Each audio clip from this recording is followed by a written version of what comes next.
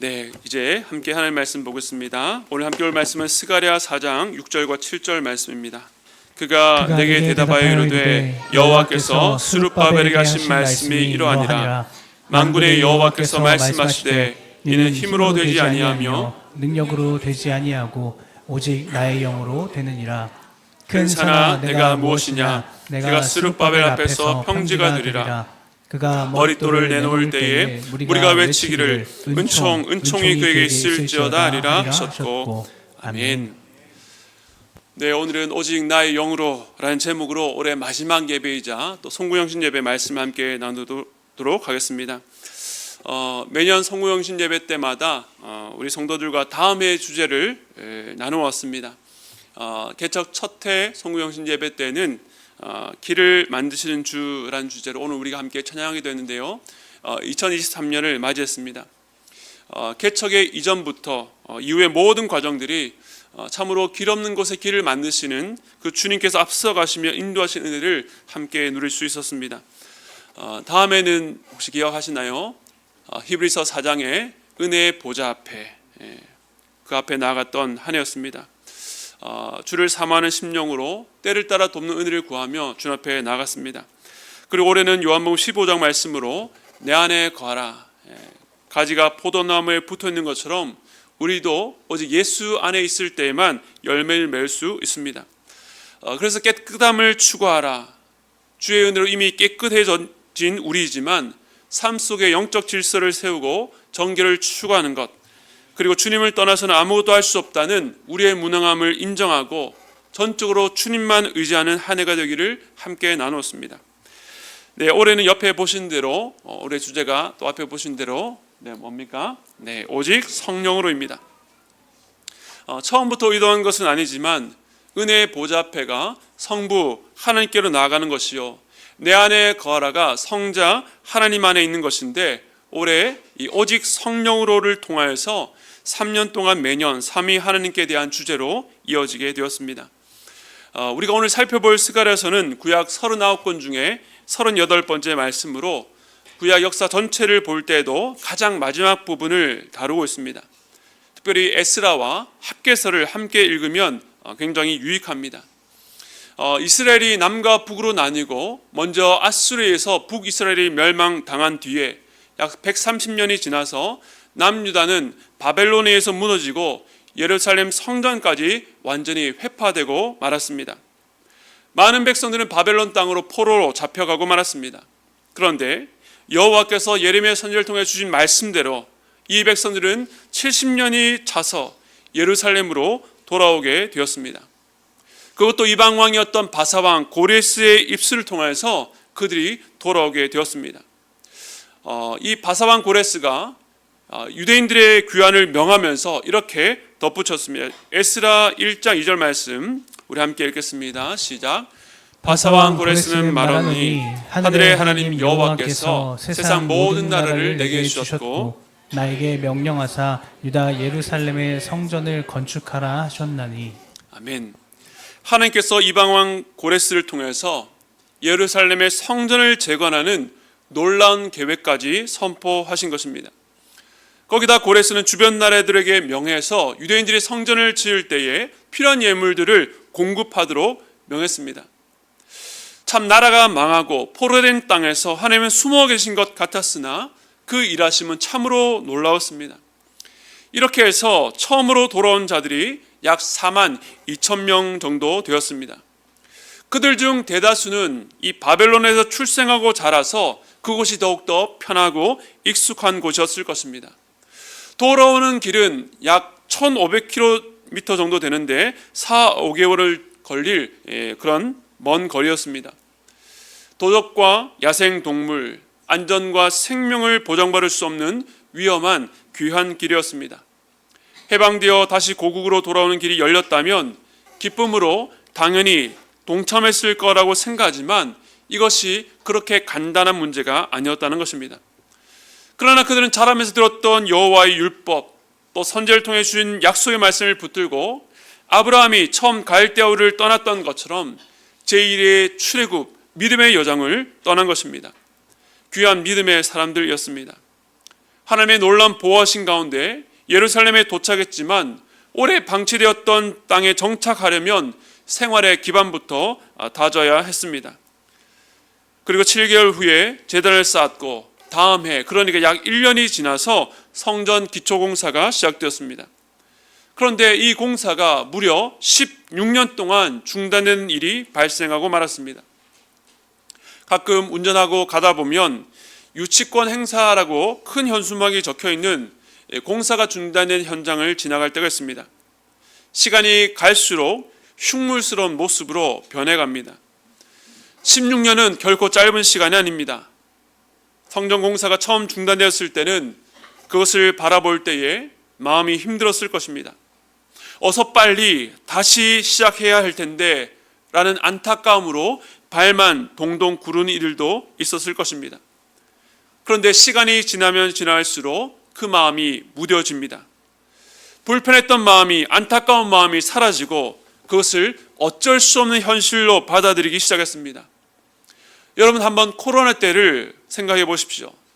처음에는 사람들이 어떻게 주일인데 교회를 못 가고 온라인으로 예배를 드릴 수 있는가, 안타까운 마음으로 그 온라인 영상 앞에 서서 서글픈 마음으로 울기도 했습니다. 그런데 시간이 지나니 익숙해졌습니다. 예배 영상을 틀어놓고 자꾸 딴 일을 하기 시작합니다. 어떻게 예배를 영상으로 드릴 수 있나 했던 분들이 이제는 현장이 열려도 교회로 돌아오지 않고 온라인 신자가 되었습니다. 그렇게 서서히 신앙이 냉랭해지고 하나님에게서 멀어지다 신앙생활을 중단하고 교회를 떠난 분들도 많을 것입니다. 어떻게 이 흐름에서 벗어날 수 있을까요? 이러한 흐름을 끊고 전환할 수 있는 힘이 어디에서 나올 수 있겠습니까? 그것은 바로 살아있는 하나님의 말씀입니다. 한 해를 마무리하며 새해를 앞둔 오늘, 혹시 여러분 안에 영적으로 정체된 부분이 있다면 이 말씀으로 영적 대전환이 일어나게 되기를 축복합니다. 포로교환 공동체는 그렇게 13년, 14년, 15년에 이어서 16년째 성전이 방치되어도 누구도 문제 제기를 하지 않았습니다. 성전 공사가 멈춘 것도 참 가슴 아픈 일이었지만 더 안타까운 것은 이제 더 이상 그 문제로 아파하는 사람들이 사라진 현실이었습니다. 바로 이때 하나님께서는 학개와 스가랴를 통해서 말씀을 하셨습니다.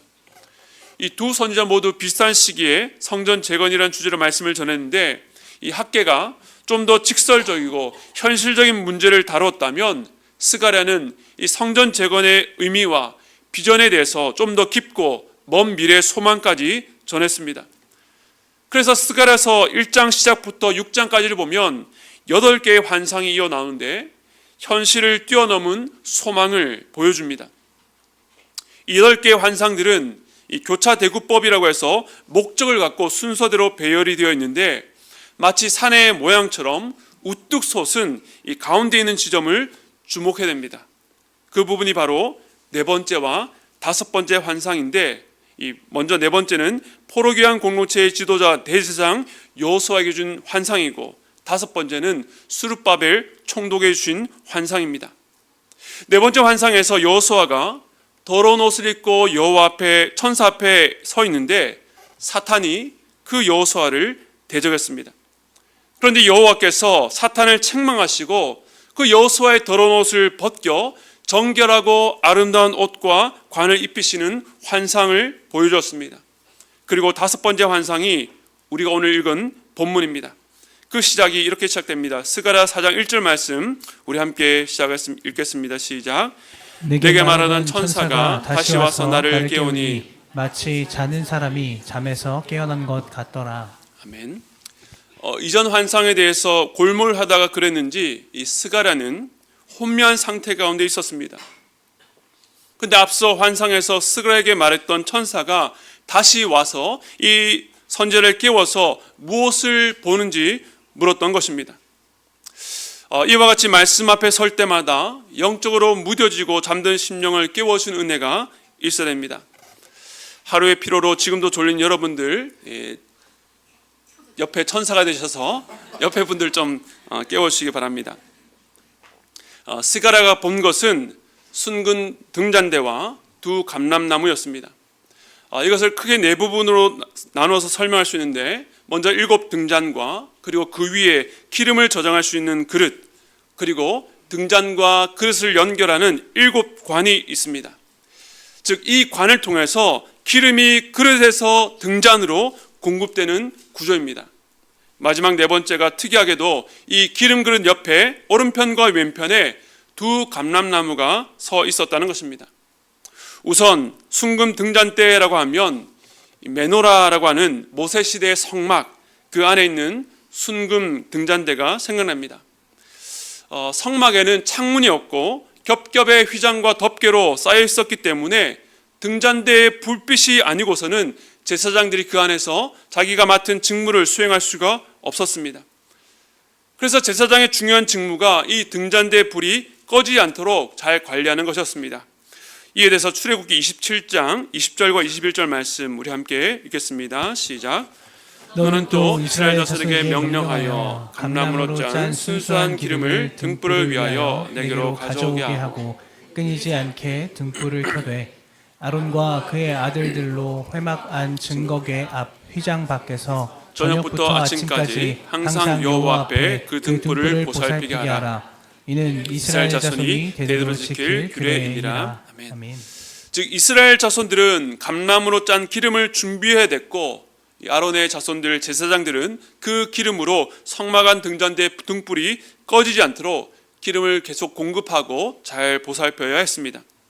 그런데 방금 설명했던 환상 속에 그 모습은 양 곁에 있는 감람나무로부터 무한히 기름이 공급되어서 계속 불을 밝히는 순금 등잔대의 모습이었습니다. 이 환상이 의미하는 것이 무엇일까요? 여기에 대한 답이 우리가 오늘 읽은 본문입니다. 스가랴가 본 환상은 바로 성전 재건에 대한 하나님의 약속의 말씀이었습니다. 꺼지지 않고 무한히 공급되는 순금 등잔대는 다시 세워질 성전을 통해서 이 세상을 비출 하나님의 빛을 상징했습니다. 하나님의 임재, 하나님의 빛이 유대 백성들 가운데 있을 뿐만 아니라 이 백성들을 통해서 열방 가운데 비추게 될 것입니다. 그것도 끊기지 않고 지속적으로 비추게 된다는 것입니다. 하지만 지금 이 성전 재건은 불가능해 보였습니다. 무려 16년간 중단되었던 동안 공동체 안에는 이제는 해야 될 이유보다 할 수 없는 이유들이 훨씬 더 많이 쌓여 있었습니다. 그런 스룹바벨에게 주신 말씀이 오늘 본문인데요. 우리 스가랴 4장 6절 말씀 함께 읽겠습니다. 시작. 그가 내게 대답하여 이르되 여호와께서 스룹바벨에게 하신 말씀이 이러하니라. 만군의 여호와께서 말씀하시되 이는 힘으로 되지 아니하며 능력으로 되지 아니하고 오직 나의 영으로 되느니라. 아멘. 만군의 여호와께서 말씀하셨습니다. 먼저 부정문입니다. 성전 재건은 힘으로 능력으로 되지 않는다. 여기서 힘이란 히브리어로 하일이라고 하는데 군사력, 노동력 등 객관적이고 외적인 자원을 말한다라고 한다면, 뒤에 나오는 능력은 코아흐라고 해서 개인적이고 내적인 역량을 말합니다. 이것을 잘 반영하는 성경 구절을 찾아보면 시편 33편 16절을 들 수 있습니다. 제가 읽겠습니다. 많은 군대로 구원 얻은 왕이 없으며 용사가 힘이 세어도 스스로 구원하지 못하는도다. 자, 이 말씀에서 앞에 있는 군대로 번역한 단어가 하일이고 뒤에 힘으로 번역한 단어가 코아흐입니다. 즉 집단, 단체의 능력인 군대, 군사력이 있어도 구원을 얻지 못하고 용사가 가진 개인 기량이 강력해도 자신조차 구원할 수가 없다는 것입니다. 오늘 스가랴 4장 6절의 부정문과도 연결됩니다. 아무리 많은 군대와 전투력 강한 용사도 구원을 얻을 수 없습니다. 성전 재건도 마찬가지입니다. 사람들을 아무리 많이 모아서 역량을 끌어올린다 한들 불가능한 일입니다. 인간의 힘과 능력으로 절대 할 수 없다는 것입니다. 지금 스룹바벨이 당면한 현실이 그랬습니다. 현재 유대인들은 처음 이곳에 도착했을 때보다 훨씬 더 여건이 좋지 않은 상태였습니다. 하지만 사실 이 성전은 엄청난 높이나 규모의 건축물도 아닌데 이렇게까지 말씀하시는 것이 너무 지나치다라고 생각할 수도 있습니다. 그러나 하나님께서 이렇게 말씀하신 이유는 이 성전 재건이 단지 자재를 구하고 일꾼을 모아서 세우는 물리적인 건축물이 아니라 영적인 일이었기 때문입니다. 그러므로 여기에는 영적인 반대와 방해가 있었습니다. 외적으로 볼 때는 성전 재건을 막았던 주변 사마리아 사람들을 중심으로 해서 반대 세력들 때문이었습니다. 그들은 집요하게 방해했고 왕에게 거짓 상소를 올려서 결국 이 공사를 중단시켰습니다. 그런데 이런 외적인 방해는 공동체 내부에 잠재 있었던 진짜 문제를 드러냈습니다. 포로귀환 공동체가 도착한 지 1년 만에 성전 기초를 놓았을 때에 많은 백성들이 그 모습을 보고 감격하며 여호와를 찬송하고 큰 소리로 즐거이 불렀습니다. 그런데 또 다른 한편에서 뜻밖의 장면이 펼쳐졌습니다. 우리 에스라 3장 12절 말씀 함께 읽겠습니다. 시작. 제사장들과 레위 사람들과 나이 많은 족장들은 첫 성전을 보았으므로 이제 이 성전의 기초가 놓임을 보고 대성통곡하였으나 여러 사람은 기쁨으로 크게 함성을 지르니. 즉 남유다가 멸망하기 전 이전 솔로몬 성전의 위용을 알았던 제사장들, 레위인, 나이 많은 족장들은 이 성전의 기초가 너무나도 초라해서 대성통곡하고 말았습니다. 즉 백성들의 리더 원로 그룹이 운 것입니다. 그들은 전체에 볼 때에 일부에 불과했습니다.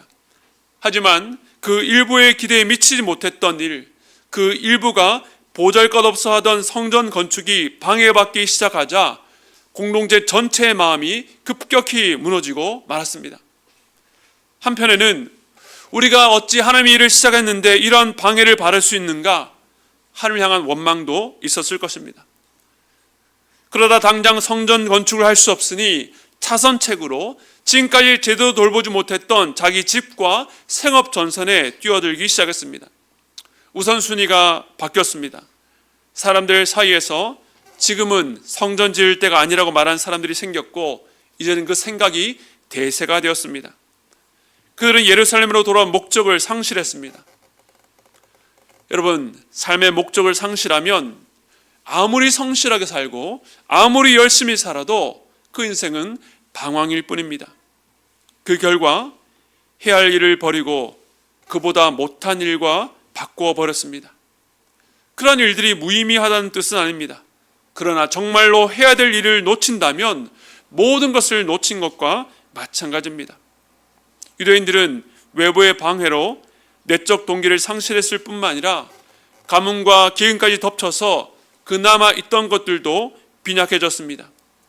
그런데 바로 이러한 때에 하나님의 말씀이 스룹바벨에게 들려왔습니다. 이 일은 너희의 힘과 능력으로 할 수 있는 일이 아니다. 먼저 저들의 상태를 정확하게 진단하셨습니다. 참 뼈아픈 말이죠. 자기 힘으로 해보려 했던 이들에게는 절망의 말입니다. 하지만 하나님은 대안을 주셨습니다. 어떤 대안입니까? 뒤에 있는 오직 나의 영으로 되느니라. 너희가 하는 것이 아니라 내가 한다는 말입니다. 주체가 너희가 아니라 나 여호와 하나님이라 말씀하셨습니다. 그런데 이 말씀에서 내가 한다고 하지 않으시고 왜 나의 영으로라고 하셨는지 궁금해집니다. 그런데 이 단어는 히브리어로 루아흐라고 하는데 영, 바람이란 뜻입니다. 이 단어는 하나님의 역사에 있어서 중요한 지점마다 등장했습니다. 가장 먼저 창세기 1장 2절입니다. 함께 읽겠습니다. 시작. 땅이 혼돈하고 공허하며 흑암이 깊음 위에 있고 하나님의 영은 수면 위에 운행하시니라. 아멘. 혼돈하고 공허하며 그 가운데 하나님의 창조 역사가 시작될 때에 하나님의 영 루아흐는 수면 위에 운행하셨습니다. 즉 창조의 역사, 하나님께 창조하실 때에 하나님의 영도 그와 함께 하셨습니다. 하나님의 영은 혼돈 가운데에 질서를 창조하셨습니다. 그리고 하나님께서 이스라엘 백성들을 출애굽시키시고 홍해를 갈라 그들은 마른 땅을 걷게 하셨고 뒤돌아왔던 애국 군대들은 수장시켜서 놀라운 구원 역사를 이루셨습니다. 이를 두고 모세가 노래를 만들었는데 거기에 하나님께서 홍해를 가르신 일을 이렇게 묘사합니다. 출애굽기 15장 8절입니다. 주의 콧김에 물이 쌓이되 파도가 언덕같이 일어서고 큰 물이 바다 가운데 엉기니이다. 여기서 이 콧김이라고 번역한 단어가 루아흐입니다. 즉 하나님의 영이, 하나님의 바람이 물을 밀어 바다의 길을 만드신 것입니다. 여기서 말씀하신 하나님의 영은 구원 역사를 이루시는 능력의 영입니다. 끝으로 한 구절만 더 보겠습니다. 에스겔 37장 마른 뼈 환상을 잘 아실 것입니다. 마른 뼈로 가득한 골짜기에 에스겔이 하늘 말씀을 대언할 때에 그 뼈들이 서로 연결되고 그 위에 힘줄과 살이 생기고 가죽이 덮였습니다. 이제 남은 것은 하나님의 생기였는데 에스겔이 생기를 향해서 대언합니다. 생기야, 사방으로부터 와서 이 죽음 당한 자에게 붙어서 불어서 살아나게 하라 할 때에 에스겔 37장 10절입니다. 우리 함께 읽겠습니다. 시작. 이에 내가 그 명령대로 대언하였더니 생기가 그들에게 들어가매 그들이 곧 살아나서 일어나 서는데 극히 큰 군대더라. 아멘. 이 말씀에서 생기가 루아흐입니다. 하나님의 영은 새 창조의 역사입니다.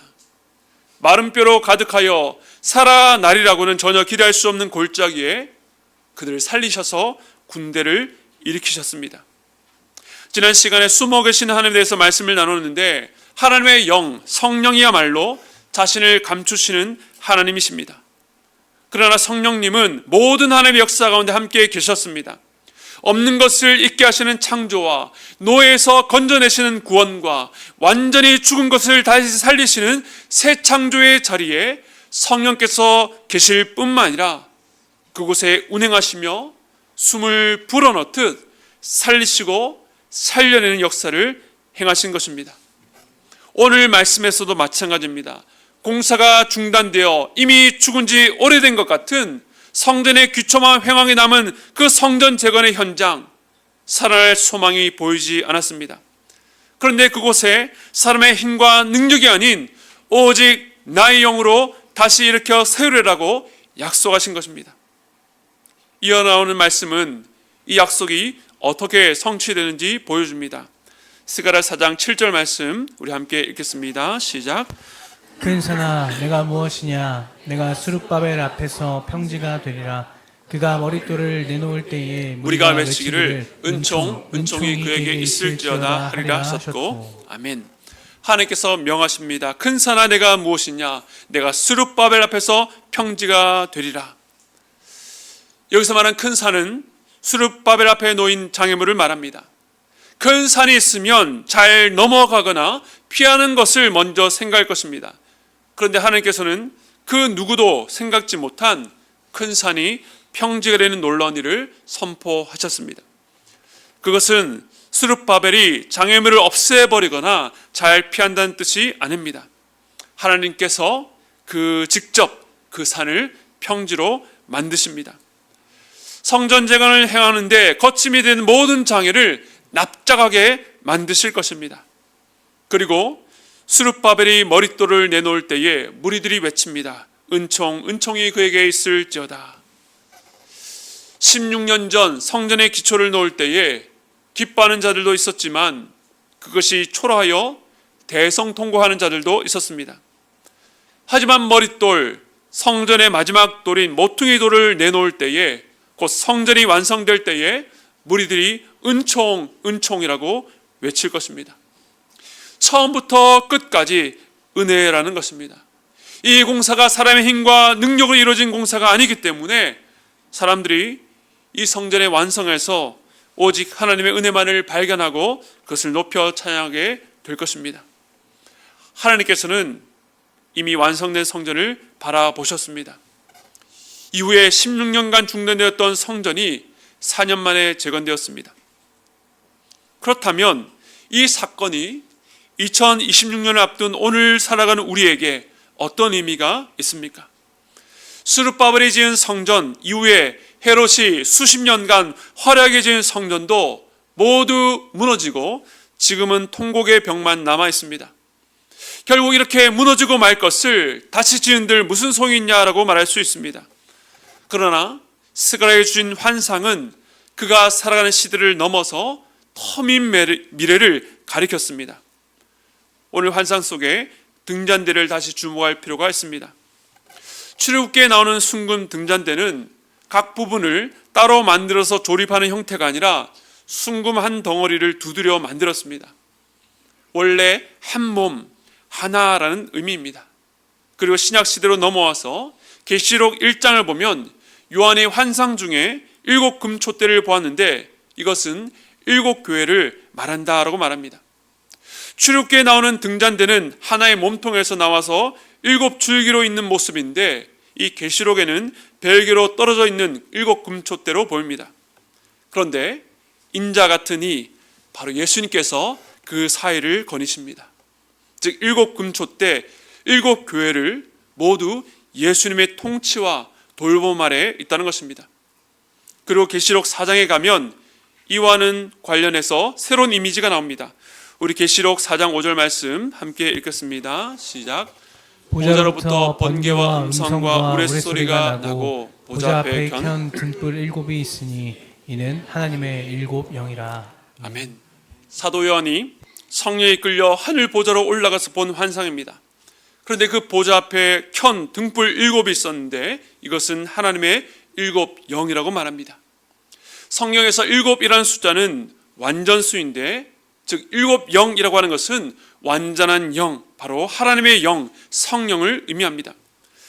그러므로 등잔대, 촛대는 예수님이 다스리시는 교회를 상징하면서 그 교회에 임재하시는 성령이라는 것을 계시를 통해서 보여주고 있는 것입니다.